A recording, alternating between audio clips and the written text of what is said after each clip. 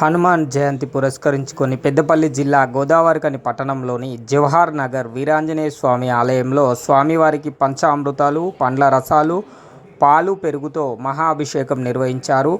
భక్తులు పెద్ద ఎత్తున స్వామివారి అభిషేకంలో పాల్గొని ప్రత్యేక పూజలు చేశారు. అనంతరం ఆలయ అర్చకులు, నిర్వాహకులు భక్తులకు తీర్థ ప్రసాదాలు అందించారు.